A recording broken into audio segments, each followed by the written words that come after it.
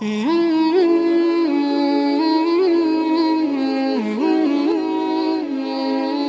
غوث پاک رضی اللہ تعالیٰ عنہ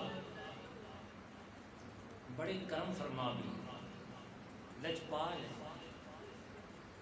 دلوں کے رازوں سے واقف ہیں، دلوں کے رازوں سے اللہ کے اذن سے آپ کو یہ مقام نصیب ہوا۔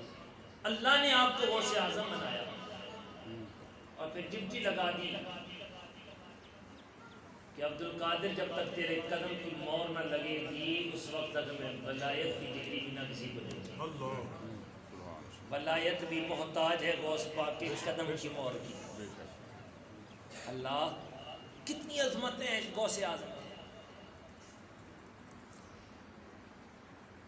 میرے غوث پاک رضی اللہ تعالیٰ مجلس باز میں بیٹھے ہیں، تقریباً 70 ہزار کا اجتماع ہوتا اس وقت، اتنے ذوق کے ساتھ احباب عالی محبت میرے غوث پاک کا فرمان سننے کے لیے حاضر ہوتے ہیں۔ اس فرمان کی چند موتی میں انشاءاللہ آپ کے سامنے پیش کروں گا۔ یہ میرے سامنے ان کا مفہوم موجود ہے جو حضور غوث پاک بغداد شریف درس دیا کرتے تھے، ان خطبات کا مفہوم۔ ہمیں غوث پاک فرماتے ہیں میں اس وقت بولتا نہیں ہے جب تک رب کہہ نہ دے کہ عبد القادر یہ کہہ، اللہ کی اذن سے میں درس دیتا ہوں۔ انشاءاللہ یہ موتی آپ کے سامنے پیش کیے جائیں گے، لیکن موتیوں سے پہلے بس توجہ ہونی چاہیے کہ غوث پاک کی بارگاہ کتنی عظیم بارگاہ ہے،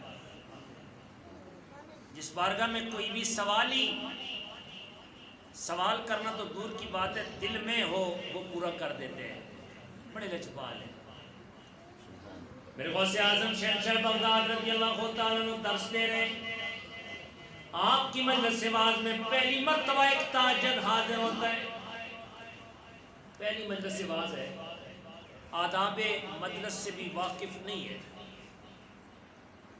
اچانک اسے وضو کی حاجت ہوتی ہے، پیشاب کی حاجت ہوتی ہے، لیکن بھرے مجمع میں کہتا ہے کہ میں اٹھوں گا، کیا کہیں گے غوث پاک، اتنے ہجوم میں کیسے نکلوں گا، اگر بیٹھا رہوں گا پھر بھی ٹھیک نہیں ہے، اٹھوں گا پھر بھی ٹھیک ہے، پریشانی کا عالم ہے۔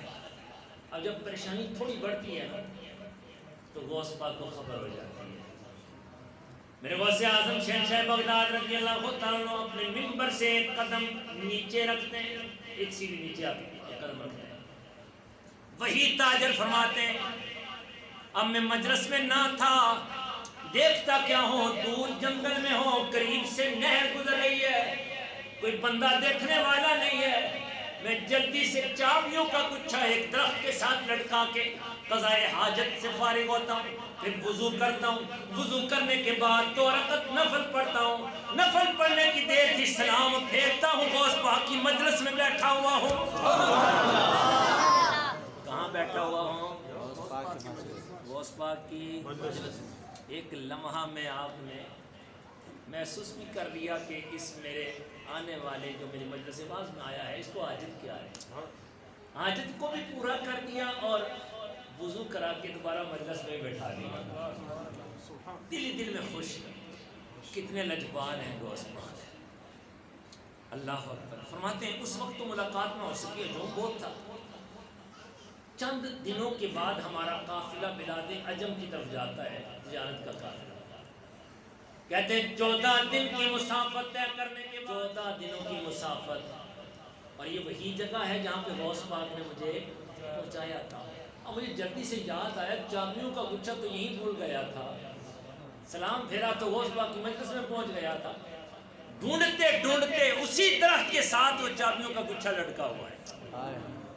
اللہ اتنے لجپال ہیں، جانتے ہیں جب سلام پھیرے گا واپس پلٹ کے میری بارگاہ میں آ جائے گا، چابیاں بھی ان کی ضائع نہ ہونے دیں۔ دوبارہ اس قافلے کا جو سفر تھا اسی راستے کی طرف ہوا جہاں پہ وہ چابیوں کا گچھا پڑا ہوا تھا۔ اللہ اکبر، چابیاں لیتے ہیں تو واپسی میں ایک ارادہ کرتے ہیں میں سب سے پہلے غوث پاک کی بارگاہ میں سارا معاملہ بیان کروں گا، حضور اتنے لجپال ہیں، میری چابیاں بھی ضائع نہ ہونے دی، وضو بھی کرا دیا، چابیاں بھی۔ یہ غوث پاک کا علم ہے، تو نبی رحمت صلی اللہ علیہ وسلم کے علم کا کون احاطہ کر سکتا؟ اللہ اکبر۔ تو فرماتے ہیں کہ میں غوث پاک کی بارگاہ میں آتا ہوں تو غوث پاک کی بارگاہ میں آتے ہی میرے بیان کرنے سے پہلے غوث پاک نے سارا معاملہ بیان کر دیا. تجھے وضو کی ضرورت تھی اور میں تجھے اس مقام پر پہنچایا تھا, چابیاں بھی ضائع ہونے سے میں نے بچا لی.